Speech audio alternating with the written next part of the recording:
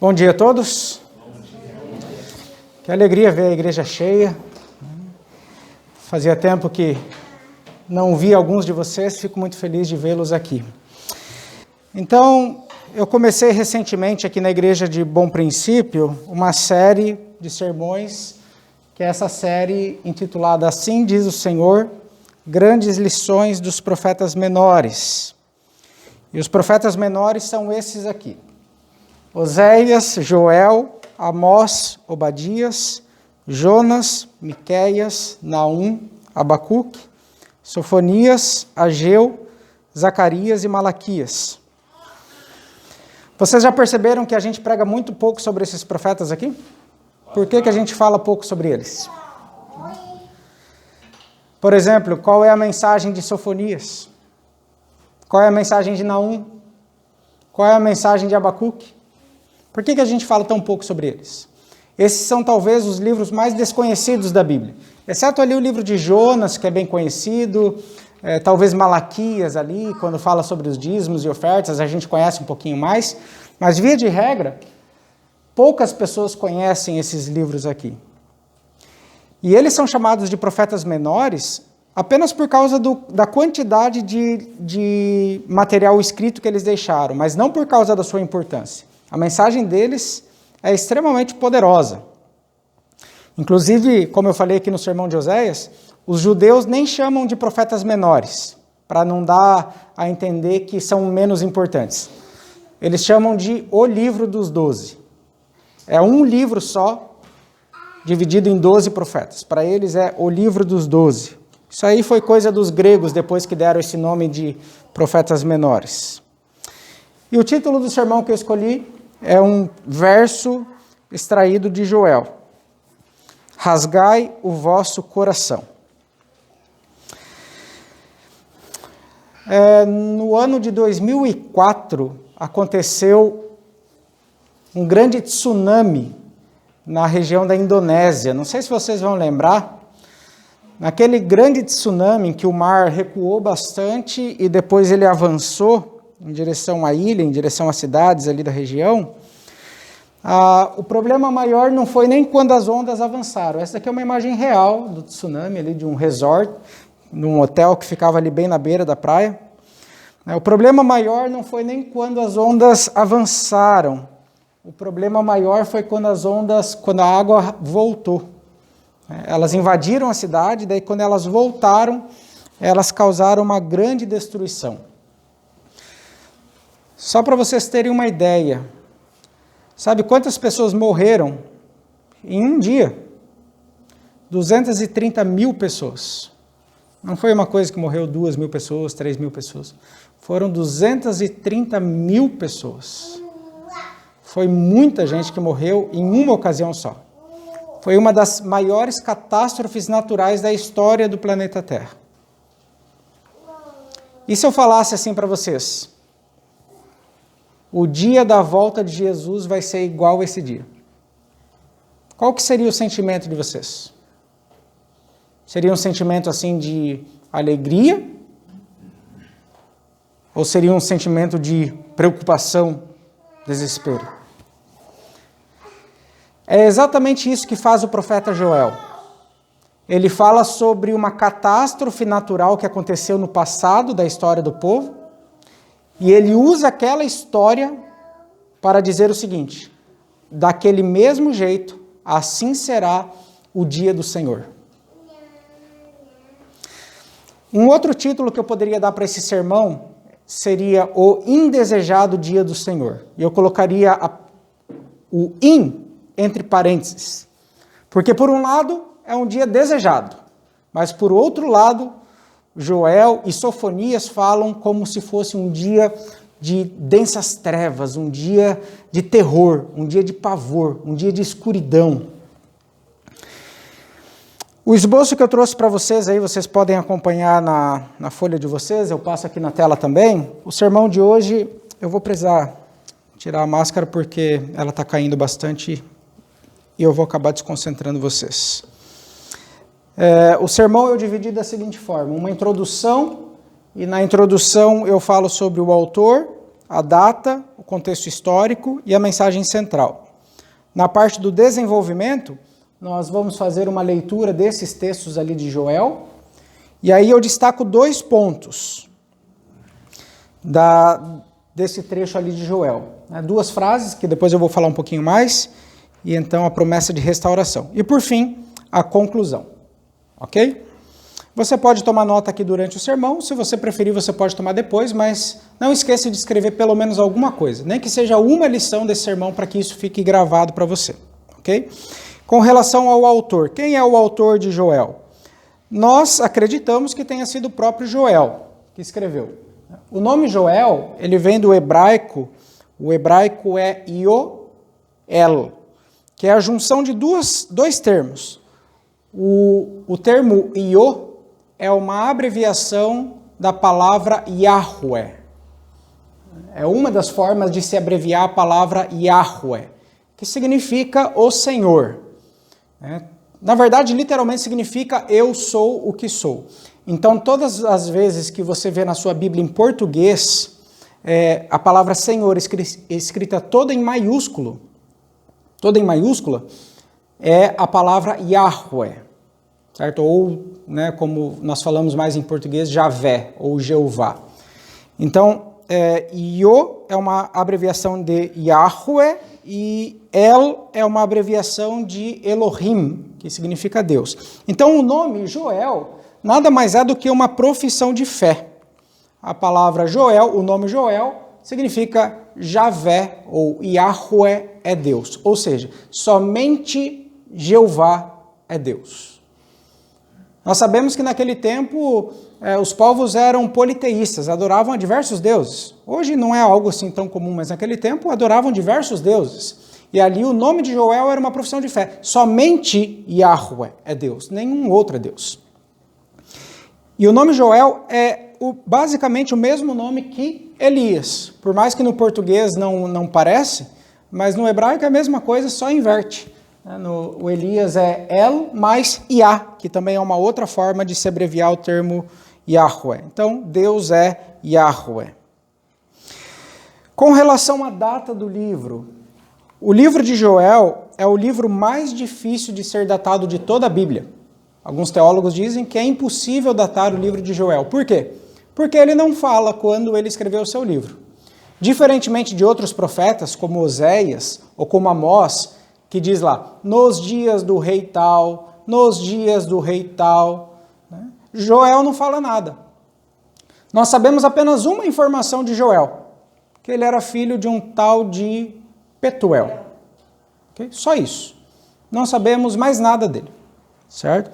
Mas nós podemos ter algumas pistas. Só para vocês terem uma ideia, existem várias teorias com relação à data que o livro foi escrito. Por exemplo, alguns acreditam que o livro foi escrito 850 anos antes do nascimento de Jesus, antes de Cristo. Por que eles falam isso? Basicamente porque eles fazem menção, o livro faz menção a inimigos como Egito, Edom e Filisteus, e não faz nenhuma menção a Assíria e Babilônia. A Assíria e Babilônia foram impérios que surgiram ali por volta de 700 anos antes de Cristo. Então, se ele não faz nenhuma menção, é possível que ele tenha escrito antes desses grandes impérios surgirem. Outra pista para essa data aqui é o seguinte, eu não coloquei aqui no PowerPoint, mas eu falo para vocês. O profeta Joel, ele faz um apelo para os sacerdotes, para que eles se arrependam e conduzam o povo ao arrependimento. Os outros profetas, eles fazem apelo aos reis, porque eram os reis que tinham o poder de conclamar o povo para se converterem. Só que Joel não faz apelo para os reis, ele faz apelo para os sacerdotes. E isso pode ser uma pista com relação à data, porque pelo seguinte, nessa época aqui, por volta de 850, o rei tinha sido morto. E quem assumiu o trono no lugar dele foi o filho dele de 5 anos de idade. Pensa, o menino tinha 5 anos de idade e era rei. É claro que um menino de 5 anos de idade ele não tinha condições de reinar sobre o povo. Então, enquanto o menino era criança, quem assumiu a liderança do povo eram os sacerdotes, até que o menino crescesse e pudesse ter condições de governar. Então é possível que Joel tenha escrito o seu livro, tenha vivido nessa época aqui, em que, embora tivesse um rei, que era uma criança, mas quem governava mesmo eram os sacerdotes. Por isso que Joel se dirige aos sacerdotes e não faz nenhuma menção aos reis. As outras teorias são o ano 650, o ano 550 e o ano 350. São várias teorias, todas elas possíveis, ok? Não podemos descartar nenhuma delas, mas a data que eu acredito que faz mais sentido com o livro é essa data aqui de aproximadamente 850 a.C. Com relação ao contexto histórico, nós não podemos falar muita coisa, uma vez que nós não temos certeza a data que o livro foi escrito. Não adianta aqui eu ficar falando, foi na data do rei tal e tal e tal, porque nós não temos certeza. A única coisa que nós podemos ter certeza que estava acontecendo ali como contexto histórico é que a terra de Judá havia sido destruída por gafanhotos. É o que o livro diz. A terra foi varrida por gafanhotos. Uma porção de gafanhotos vieram e comeram toda a vegetação que tinha. Eu sei que na nossa cultura hoje, no nosso país, não existe muito isso, né? Não sei se alguém já sofreu aí problemas por gafanhotos que vieram, né, e comeram toda a vegetação.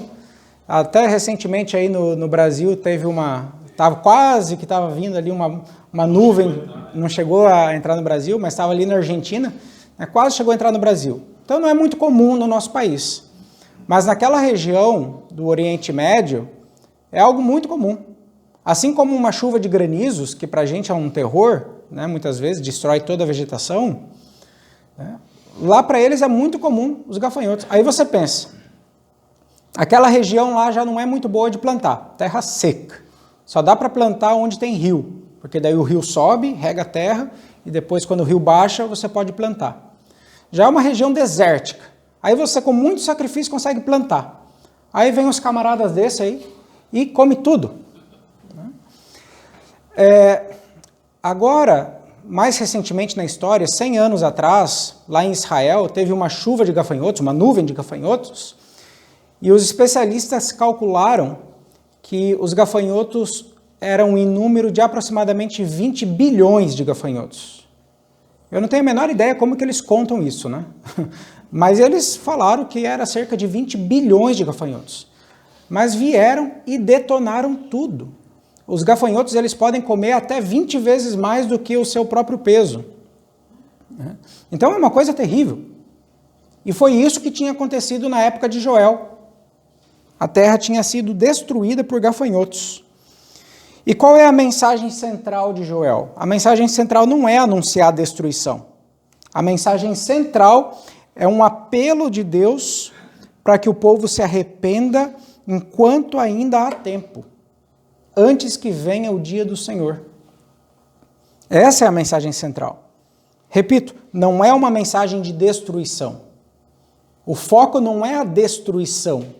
O foco é o convite ao arrependimento enquanto ainda havia tempo. Vamos então agora ler alguns versos de Joel. Você pode ler na sua Bíblia ou você pode ler na tela, como você achar melhor. Joel capítulo 1, vamos ler os versos 1 ao 4 primeiro. Depois eu vou pulando e vou falando para vocês aqui quais versos nós vamos ler. Joel capítulo 1, versos 1 a 4 diz assim: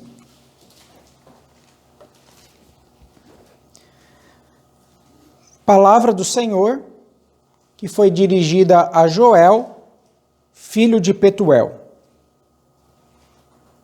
Ouvi isto, vós, velhos, e escutai, todos os habitantes da terra.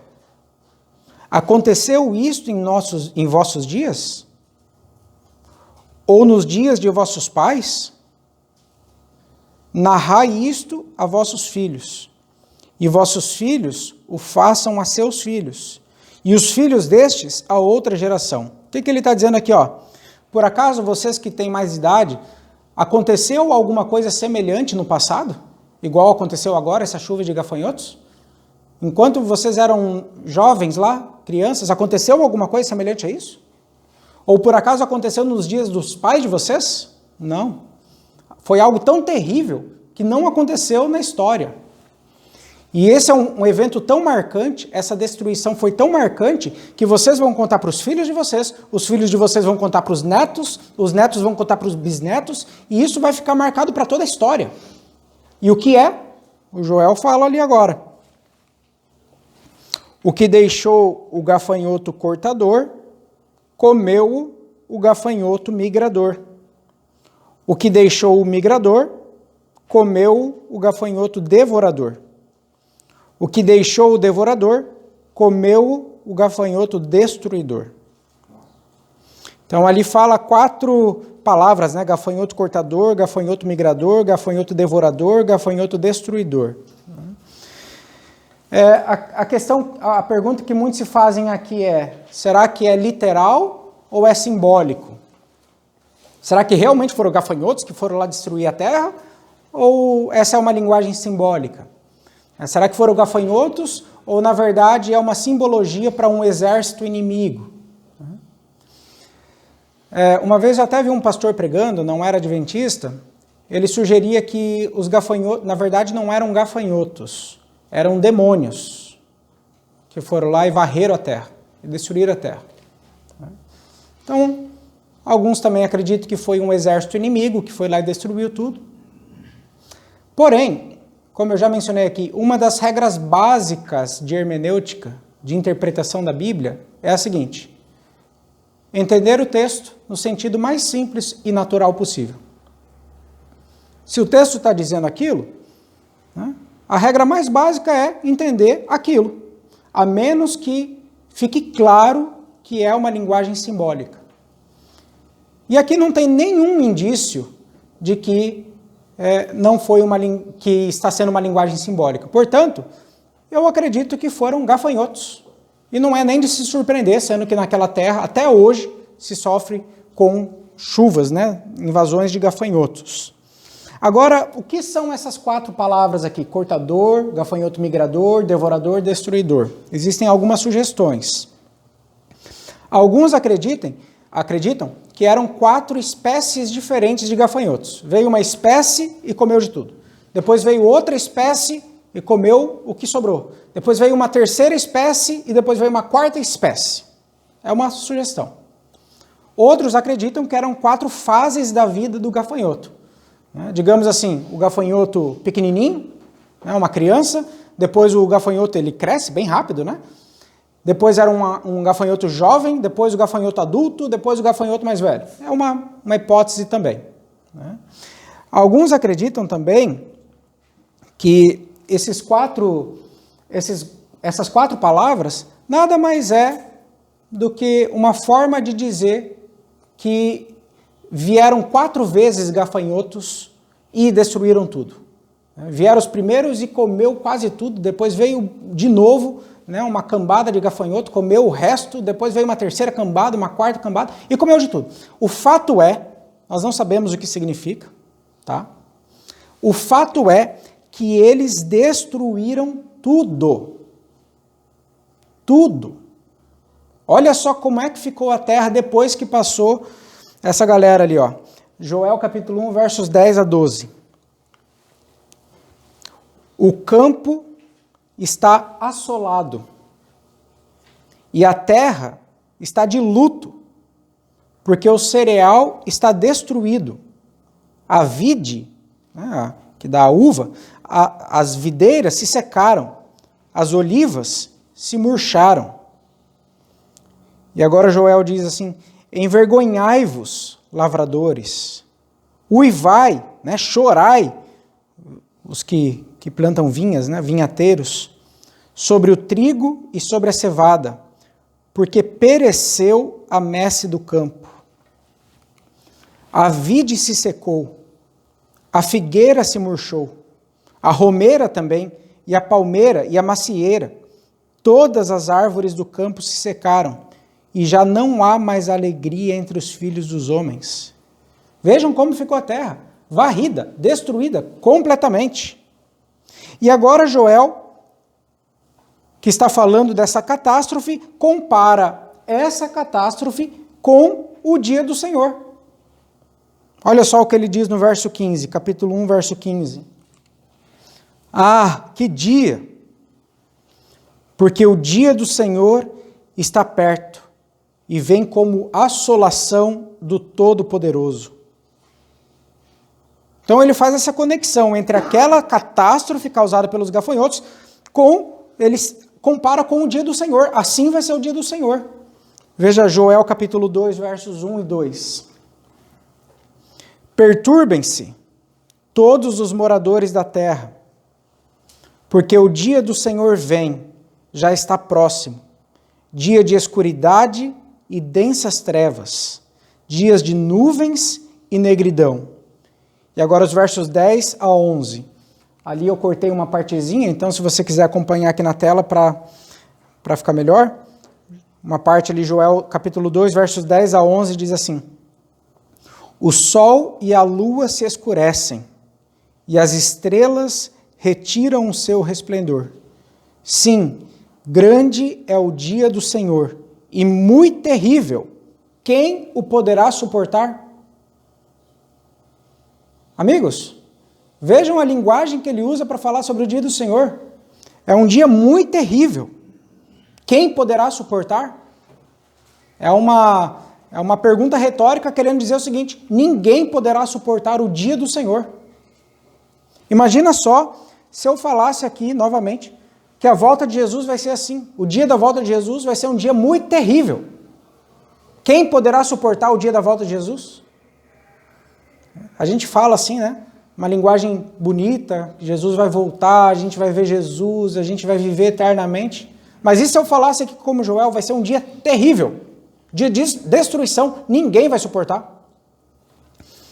A pergunta é, por que que Deus usa uma linguagem tão pesada para falar sobre o dia tão aguardado do Senhor?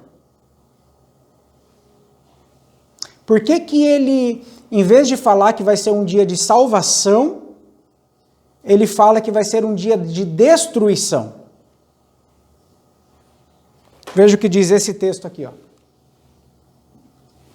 Jeremias 18, 7 a 8. No momento em que eu falar acerca de uma nação ou de um reino, para o arrancar, derribar e destruir. Se a tal nação se converter da maldade contra a qual eu falei, também eu me arrependerei do mal que pensava fazer-lhe. Por que que Deus usa uma linguagem tão dura para falar sobre o dia do Senhor? E aqui eu ilustro com uma situação que eu e a Melissa passamos. A gente foi fazer uma visita para um senhor lá em São Domingos, onde a gente morava, antes de vir para cá, em Santa Catarina. Esse senhor, ele sofria de um problema de trombose.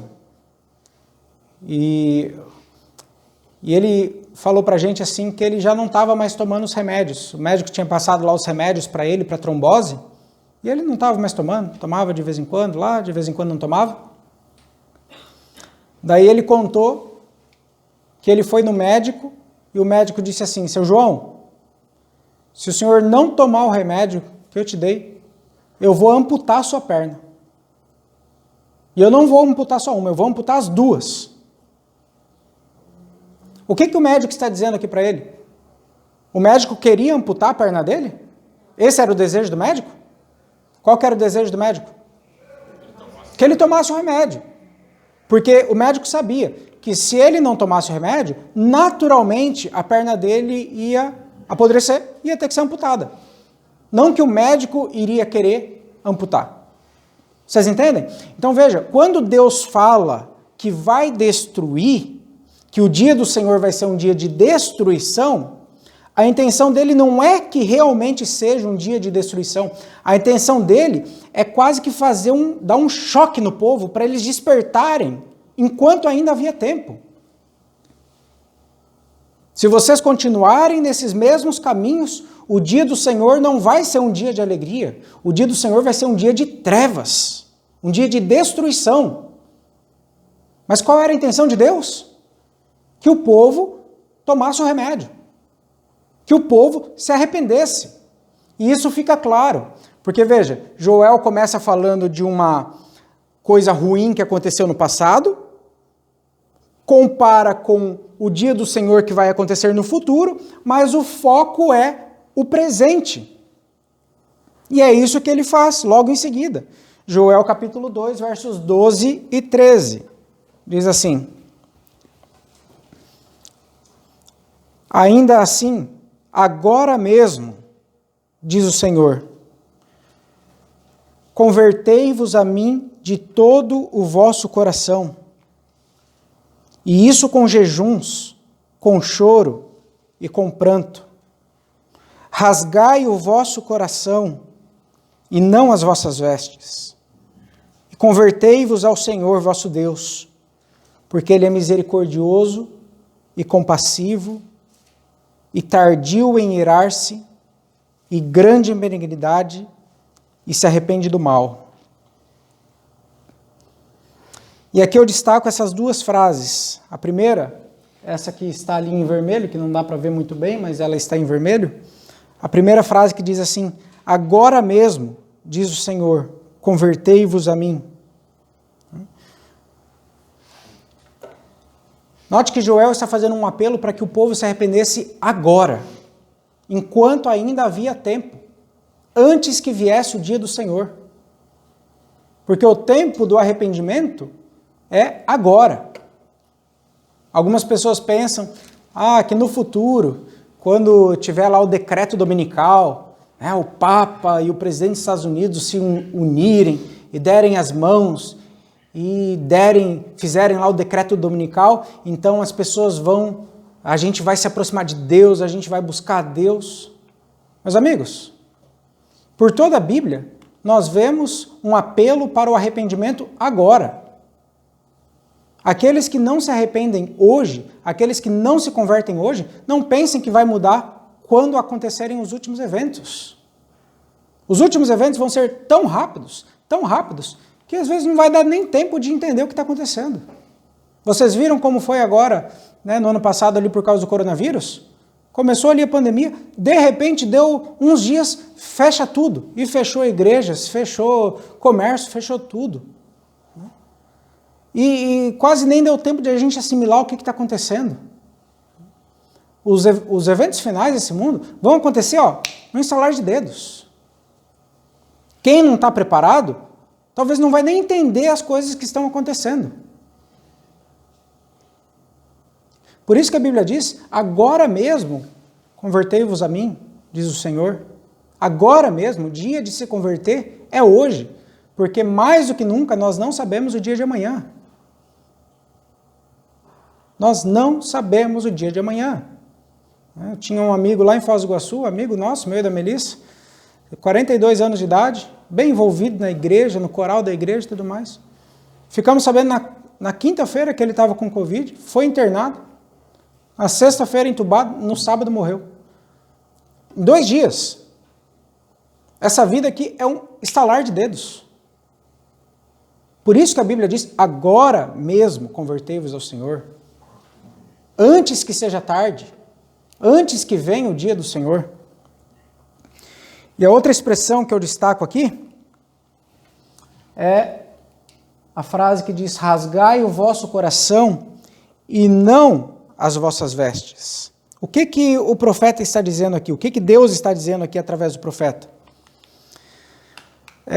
Naquele tempo, quando uma pessoa estava de luto, ou quando a pessoa estava muito triste, se arrependia por causa de algum pecado, o que a pessoa fazia? Ela rasgava suas vestes, em alguns casos colocavam cinzas frias sobre a cabeça, certo? E também tinha mais uma coisa que ela fazia agora que ela se vestia com roupas velhas, panos de saco, a Bíblia diz, roupas bem velhas, rasgava suas vestes e colocava cinzas sobre a cabeça. E isso era um sinal externo para que todos vissem que aquela pessoa está de luto. Hoje em dia, o que as pessoas fazem quando estão de luto? Já não é tão comum, mas o que normalmente fazem? Se vestem como? Tudo de preto, né? Então, como eu falei, hoje em dia já não é algo tão comum, mas antigamente era muito comum, assim, nos velórios, se ver todo mundo de preto. Era um sinal externo de luto. E nos tempos bíblicos, o sinal externo de luto era a pessoa se vestir com a roupa mais velha possível, rasgar suas vestes, em alguns casos colocar cinza sobre a cabeça. Só que aquilo era apenas um sinal exterior. O que Deus está pedindo aqui é, eu não quero que esse arrependimento seja apenas exterior. Simplesmente você rasgar suas vestes, querendo mostrar para as pessoas, eu estou triste, eu estou arrependido. Deus está falando assim, rasgai o vosso coração e não as vossas vestes. Ou seja, que esse arrependimento seja interior e não meramente exterior. E eu vi uma frase recentemente que diz assim, o arrependimento não é quando você chora, é quando você muda. Quando a gente chora, pode até ser uma forma exterior, mas o verdadeiro arrependimento é quando a gente toma a decisão de mudar. Isso é o rasgar o coração, e não simplesmente as nossas vestes. E esse é o apelo que Deus faz. Se arrependam sinceramente, que seja visível o arrependimento de vocês, não pelas vossas vestes, mas pelas vossas ações. Mas, uma notícia boa que Deus dá aqui no livro de Joel, é que quando o povo se arrepende dos seus pecados, Deus, ele pode até restituir as bênçãos que foram perdidas. Olha só o que diz Joel capítulo 2, verso 23. Capítulo 2, versos 18 e 19, e depois o verso 23. Diz assim, então o Senhor se mostrou zeloso da sua terra, compadeceu-se do seu povo. Eis que vos envio o cereal e o vinho, e o óleo, e deles sereis fartos. Ou seja, Deus está prometendo que vai enviar de volta, né, tudo aquilo que eles tinham perdido. Alegrai-vos, pois, 2:23 agora. Alegrai-vos, pois, filhos de Sião, regozijai-vos no Senhor vosso Deus, porque Ele vos dará em justa medida a chuva. Fará descer como outrora a chuva temporã e a chuva serôdia. O que é isso aqui? A chuva temporã e a chuva serôdia. Acontece o seguinte, como eu falei para vocês, aquela região do Oriente Médio era uma região desértica. E as terras que tinham grandes rios, usavam os rios para produção. Né? O rio subia, molhava toda a terra estava boa para plantar. Daí o rio descia e eles plantavam. Ok? Só que a região de Israel não tinha um grande rio. O Egito tinha o grande rio Nilo. As terras lá do norte, da Assíria, da Babilônia, tinham grandes rios, o Tigre e o Eufrates. Mas a terra de Israel não tinha rios. O rio Jordão era muito pequenininho, não servia para quase nada. Então a terra de Israel dependia exclusivamente das chuvas. Exclusivamente. E lá não era uma região que chovia muito. Até hoje não é. Eles tinham basicamente 2 chuvas por ano. A primeira chuva acontecia ali por volta de setembro e outubro, que era chamada chuva temporã. E essa chuva vinha, molhava toda a terra e preparava a terra para a plantação.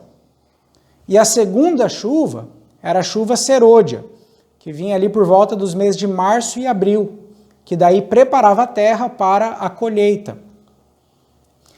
Então, possivelmente, por um tempo, o povo ficou sem chuva nenhuma. E essa data aqui de Joel coincide com aquela época de Elias. Vocês lembram que Elias, ele confrontou os profetas de Baal, porque a terra já estava 3 anos e meio sem chuva? Meus amigos, 3 anos e meio sem chuva significava pobreza absoluta. E agora Deus diz através do profeta Joel, se vocês se arrependerem, eu vou dar novamente para vocês as chuvas. A chuva temporã e a chuva serôdia. Eu vou devolver para vocês o óleo, o cereal, as frutas, o vinho, tudo. E ele diz, Joel 2,25, restituir-vos-ei os anos que foram consumidos pelo gafanhoto migrador, pelo destruidor e pelo cortador. O meu grande exército que enviei contra vós outros. Então veja aqui duas coisas. Primeiro, Deus pode restituir as bênçãos. Às vezes nós perdemos grandes bênçãos no passado por erros nossos, por decisões cometidas, por decisões erradas que nós cometemos. E algumas pessoas vivem amarguradas. Puxa vida, eu perdi a minha família. Eu já perdi tanto dinheiro nessa vida por escolhas erradas. Eu perdi minha saúde por escolhas erradas. Ou tantas coisas boas que a gente já podia ter tido na vida, e a gente perdeu tudo, ou perdeu as oportunidades por escolhas erradas. A Bíblia fala de um Deus que ele não somente perdoa pelas decisões erradas, mas ele está disposto a nos ajudar a receber essas bênçãos novamente. E nunca é tarde. Ele pode nos dar as bênçãos novamente. Porque ele é grande em misericórdia. Não importa se as escolhas foram erradas da nossa parte, ele está disposto a nos abençoar se nós nos arrependermos dos nossos erros. Só que notem aqui, essa frase final é um tanto chocante. Porque Deus chama aqueles gafanhotos de quê? Ele fala que é o quê? O meu grande exército. Que quem enviou? Ele mesmo enviou. Ou seja, aqueles gafanhotos não foi uma catástrofe natural. Aqueles gafanhotos não foi Satanás querendo destruir o povo. Quem foi que enviou aqueles gafanhotos? O próprio Deus. E algumas pessoas assim ficam horrorizadas, pasmas, né? Como que pode Deus causar o sofrimento? Como que pode Deus permitir a fome? Como que pode? Foi Deus que enviou aqueles gafanhotos. Sabe por quê? Porque se esse for o único meio de o ser humano se arrepender, através do sofrimento, Deus vai permitir o sofrimento. E infelizmente nós seres humanos somos assim. Quando as coisas estão bem, a gente vai seguindo a vida numa boa, tranquilo. Vai seguindo os mesmos erros. Mas às vezes a gente só muda quando a gente está passando pelo sofrimento. Às vezes, somente quando perde as coisas que a gente para analisar. Às vezes só quando perde a família. Às vezes só quando perde aquilo que tem, perde os bens materiais. Somente nessas ocasiões que param para pensar na vida. Eu já mencionei aqui, repito, meu pai ele foi um líder de igreja por muitos anos, 17 anos. Aliás, ele foi líder por muitos anos, ancião, primeiro ancião de igreja, e no ano de 2002 ele saiu da igreja, ficou 17 anos fora, e voltou a beber, voltou a fumar, e chegou até o ponto de questionar se a Bíblia era digna de confiança.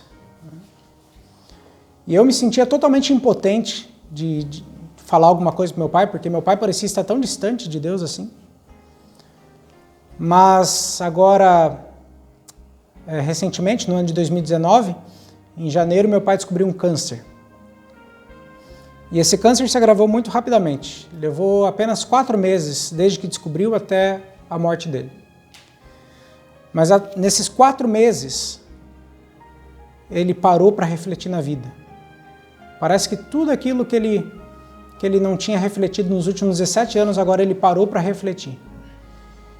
E ele se arrependeu genuinamente das decisões erradas que ele cometeu. E ele tomou a decisão pelo rebatismo. Ele não chegou ao ponto de ser rebatizado, mas ele tomou a decisão. E eu acredito que foi genuíno o arrependimento dele.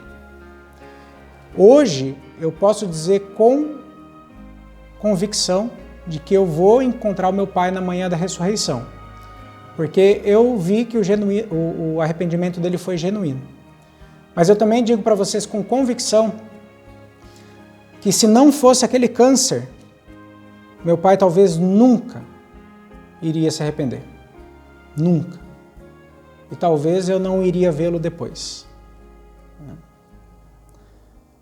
A verdade é, amigos, que se for preciso, Deus envia ou permite um câncer, uma doença. Se a gente não se arrepende de outra forma, Deus ele vai permitir o sofrimento na nossa vida.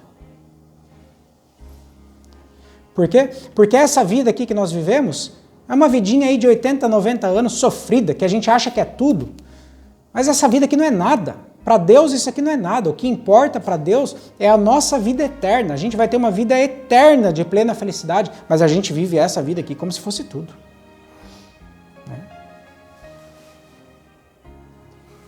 Portanto, eu termino com as três... Bom, eu leio esse verso aqui antes de concluir. Se o meu povo, que se chama pelo meu nome, se humilhar e orar e me buscar e se converter dos seus maus caminhos, então eu ouvirei dos céus, perdoarei os seus pecados e sararei a sua terra. Essa é a promessa clara de Deus. Se tão somente nós nos arrependermos e nos humilharmos diante de Deus. E as 3 lições, a conclusão, primeiro ponto, arrepende-te depressa. Nós não sabemos o dia de amanhã e eu repito isso. O dia de se converter a Deus é hoje. Hoje e hoje. Se tem alguma decisão que a gente precisa tomar na nossa vida, que seja hoje. Se tem algo que a gente está fazendo errado há tantos anos, o dia de se converter é hoje. Segundo ponto, arrepende-te genuinamente. Que o arrependimento seja sincero. Que não seja meramente exterior, que seja interior. Lembrando que o arrependimento não é simplesmente quando a gente chora. O choro faz parte, sim, do sentimento de tristeza pelas decisões erradas da vida, mas não para por aí. O arrependimento é uma conversão. Você está indo nesse sentido, você converte para esse sentido. É uma mudança de atitude. E por fim, terceira e última conclusão que eu tiro do profeta Joel, lembre-se que Deus pode restaurar a tua vida. Não importa o que você perdeu até aqui. Não importa. Se nós nos arrependermos, nos humilharmos diante de Deus, mudarmos as nossas atitudes, Deus pode restaurar a nossa vida. O que quer que seja a gente tenha perdido, Deus pode nos dar bênçãos até em dobro, se nós tão somente nos achegarmos a Ele humildemente em oração. Amém? Nós vamos terminar cantando um hino. Eu gostaria que durante esse hino você reflita nessa letra e que você busque estar mais junto do nosso Senhor Jesus Cristo.